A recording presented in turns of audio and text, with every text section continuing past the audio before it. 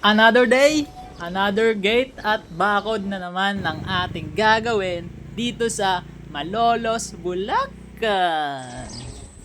Yon, pinaka problema nga pala dito yung mga dumi at ihi ng mga aso. Kaya kung makikita nyo, puro kawa yan. Kaya susolusyon na natin yan ng steel matting. Ito na yung magiging harang natin dyan. Bale, gagawin natin sa right side, titiklop.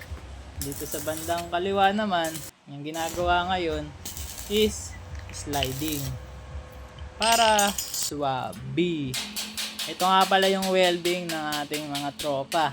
Nakikita nyo. All goods na yan. Kahit hindi na yan, i-grind. Alright. At dito naman, makikita nyo, may sobra. Para yan sa magiging roller. Kasi kung isasagad mo yung sarado ng gate, abay mahuhulog yan.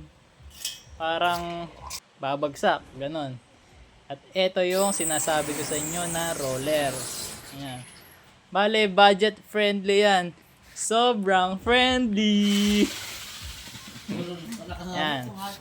Bale, tipid lang yan, kaya ganyan. Pinakamura lang yan. Kaya, ayan na, nakakasana natin yung sa kaliwang side. Dito, gagawin na lang dyan. Tibayan na lang yan, tapos i-grind.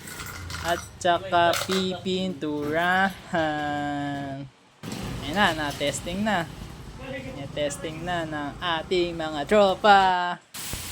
Yan. O, testingin mo ulit. Pakitang gilas ka. Pakita mo sila.